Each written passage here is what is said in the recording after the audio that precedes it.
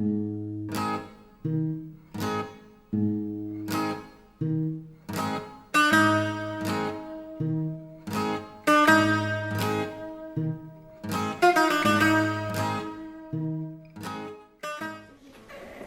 gods and goddesses of Greece loved music. They knew people loved it too. That's why one of their favorite humans was a man called Orpheus. He was such a good singer and played his small harp so beautifully that people stopped whatever they were doing when they heard him.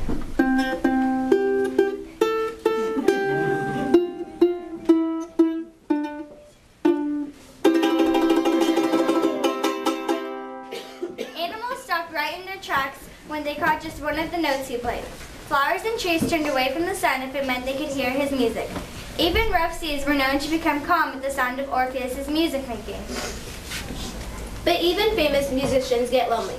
One day, Orpheus married one of his biggest fans, a beautiful woman named Eurydice. The music must be just right for our wedding today. I'm sure whatever you play will be fantastic. For you, my dear, it has to be the best I've ever played.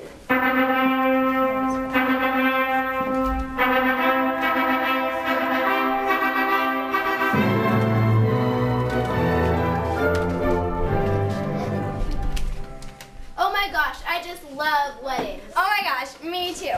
And so they were married in a splendid crowded festival. The bride and groom wore dazzling outfits. The food was delicious and there was plenty of it. But the real treat of the day was the music.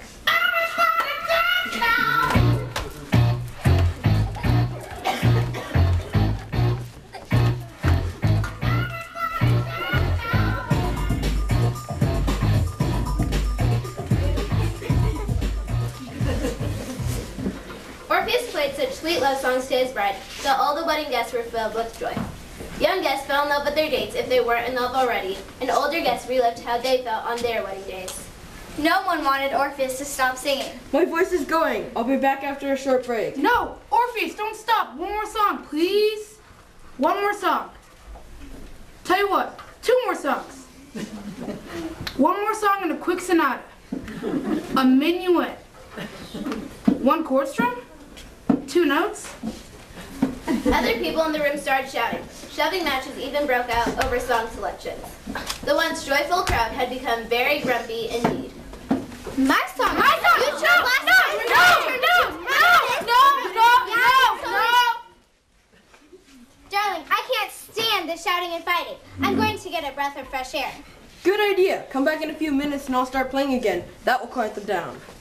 Eurydice walked out into a lovely grassy meadow near the feast hall. As she pushed through the tall grass to reach a nearby stream, she thought about how lucky she was to be married to Orpheus. Suddenly, a horrible pain shot through her leg as if she had been knifed in the bottom of her foot.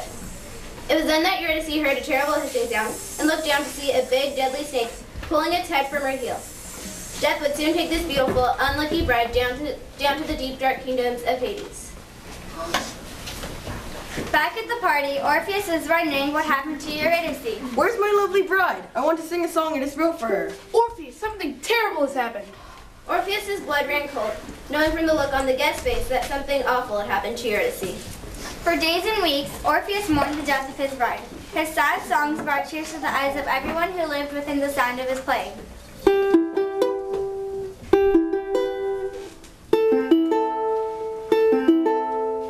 But then one day there was silence. Silence because Orpheus was thinking of how he could see Eurydice once more. I can't stand this. I can't live without Eurydice. I'm going to find her. What? Find her? What do you mean? Orpheus, we already been through this. Eurydice is dead. You can't change what you don't acknowledge. Yes, I can. I'm going to the underworld to bring Eurydice back. What? Are you crazy? You can't go to the underworld. How are you going to fight Hades and the spirits that help him rule the underworld? I'll use my music to bring Eurydice back. Orpheus, I think one of your strings is out of tune. So Orpheus, armed only with his harp, set out to bring his bride back from the land of the dead. He went to a famous cave that led to the underworld and entered it. Down, down, down he traveled. The tunnel became darker and darker until he started to see the glimmer of a torch in the distance. He had come upon Karn, the boatman who carries spirits of the dead across the poisonous river Styx and into the kingdom of Hades. Hello, I'm trying to get to Hades. Could you help me? Where's your gold coin? You mean there's a fee to get in? Of course. Greeks put a gold coin under the tongue of those who die. I'm the one who collects those coins. Now pay up. Oh, I'm not dead. Yeah, that's what they all say. You'll get used to it. No, it's true. I'm a musician, and I've come to take my wife back from the dead. Are you mad? Forget about it. Do you know how much trouble I'd be in if Hades knew I'd let a living soul into his kingdom?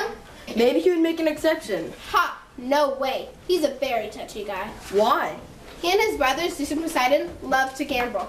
Once they were arguing over who controlled the different parts of the universe, so they decided to throw dice to settle the question. Zeus won big and got the heavens. Poseidon got the sea and the land. Hades, the big loser, got the underworld. He's been upset ever since. Charon crossed his arms and wouldn't budge. After a few moments of tense silence, Orpheus took out his harp and began singing about a gently flowing river. The song charmed the crest-filled boatman. Row, row, row your boat gently down the stream. Merrily, merrily, merrily, merrily, life is but a dream. Your song reminds me of when I was a young man, just starting out in the boat business. Well, come along then. I'll carry you across the river, but I'm warning you, you won't get past Cerberus on the other side. Cerberus? That's the three-headed dog Hades keeps chained up at the entrance to his kingdom. He's got 3 sets of teeth to tear apart any trespassers. Even before they got to the far shore, Orpheus heard the fierce dog snarling at him.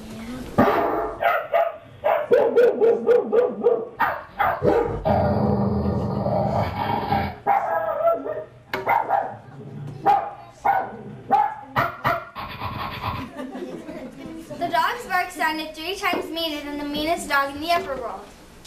By the time Charon pulled up on shore, though, Orpheus knew what to do next.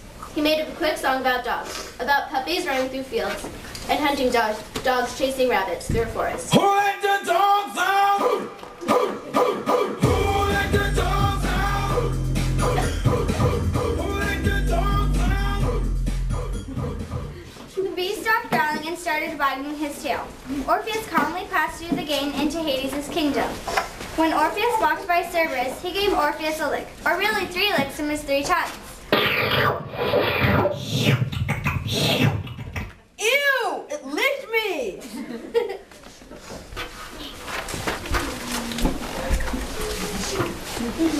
Well, welcome to Hades' kingdom. Can't believe you made it this far.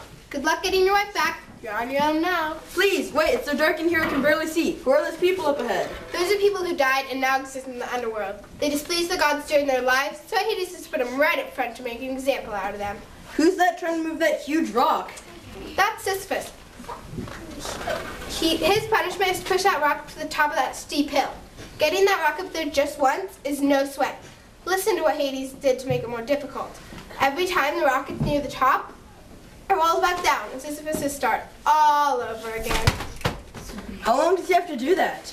Only forever. It's kind of a rocky job. That's a bit of underworld humor for you. I'm tired. Good. This is boring. Keep working. Can I go to the bathroom? No. Who's that guy over there? The one who's floating in that pond, right underneath those beautiful fruit trees. That's Tantalus. Hades has made him always hungry and thirsty. Why doesn't he just take a drink or grab a piece of fruit? Watch. Every time he bends his head to take a sip from the pond, all the water disappears from the pond. When he reaches for an apple or pear, the trees pull their branches away. I'm so hungry. Please, somebody help me. Oh, honestly, stop that whining. I'm thirsty. Can I have a drink of water? What? We just had one 10 years ago. I'm thirsty again. Oh, all right. Ha ha, just kidding. I love doing that.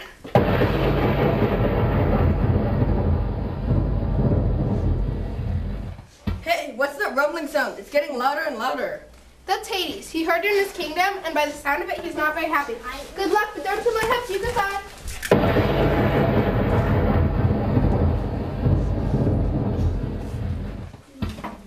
Orpheus was alone. The rumbling grew louder. A great black storm cloud surrounded him.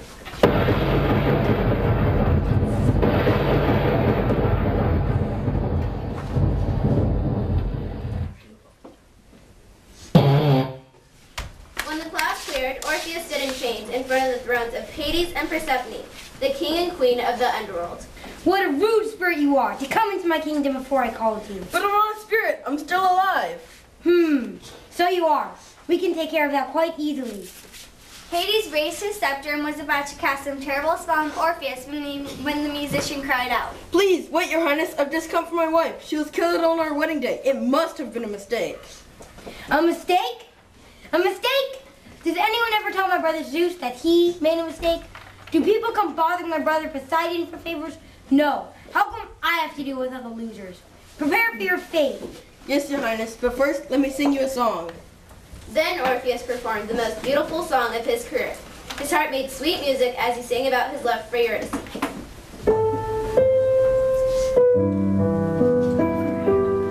When he described her beauty, Sisyphus stopped rolling his rock and didn't care when the boulder went crashing backward.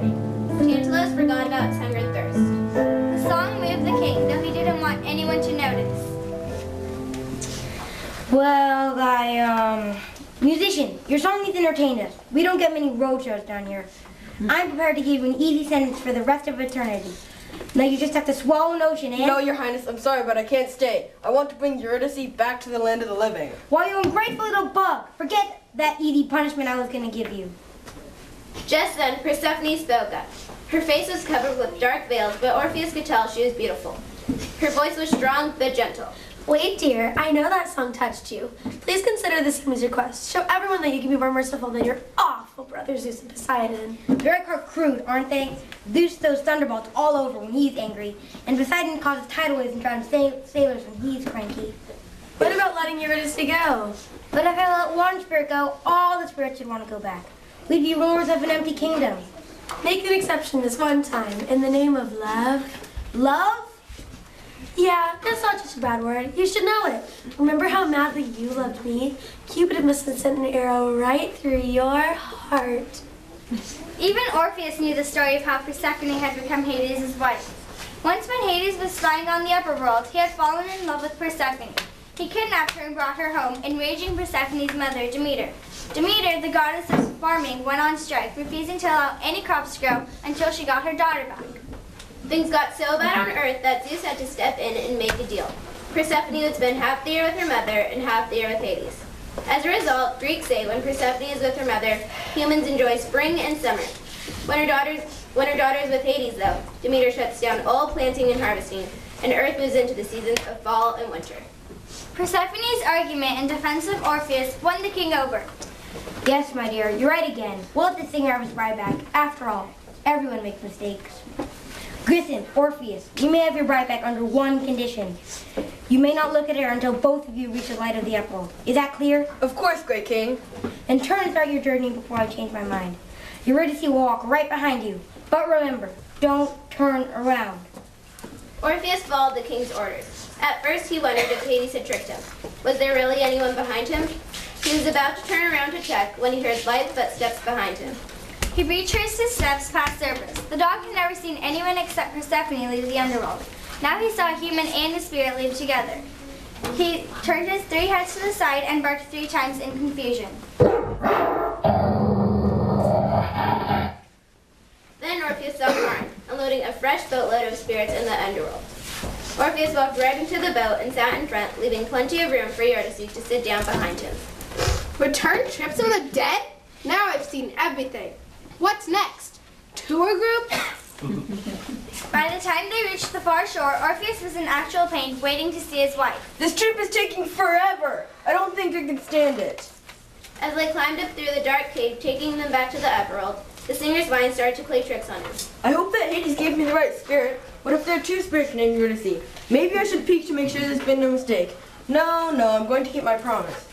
Higher and higher they climbed. With each step, Orpheus found it more difficult to keep from turning to look at the spirit behind him. Eurydice is the love of my life. Imagine what it will be like to hug her again, to kiss her. My loneliness will be ended. Soon he could see the light of the upperworld at the top of the cave. Their journey was almost over. I can't stand it any longer. We're just about there. As he was just about to burst into the sunlight, Orpheus turned around. Just a step behind him, still in the dark shadows of the cave, he saw his beautiful wife. She looked at him with loving eyes.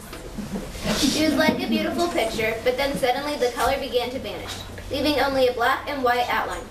The black lines became fainter and fainter until they too were almost gone. Wait, Eurydice, this is just a mistake. It was only a peek. He tried to throw his arms around the fading image, but his arms passed through air, leaving the singer hugging only himself. Desperately, Orpheus went back down the cave to try to enter the underworld once more. He played his lyre for Kron the boatman yet again, but this time it didn't work. I'm sorry, I'm under strict orders from the boss. He says he gave you and Eurydice a second chance. There are no third chances in the underworld. Alone and heartbroken, Orpheus made the long climb back to the upper world. When he arrived, he had no interest in music or anything else. But gradually, Orpheus did start playing again. His group of admirers began growing to his old size, though everyone noticed that all his songs were now sad and lonely sounding. It was a sad ending for the once happy musician, but it did have a bright side. When it came time for Orpheus to cross over to the underworld for good, Kron gave him a free boat ride. Cerberus barked 3 times and wagged his tail. Most importantly, Orpheus is reunited with his beloved Eurydice, and they say his music made the sorrows of the underworld that much easier to bear for Sisyphus, Tantalus, and all the other spirits.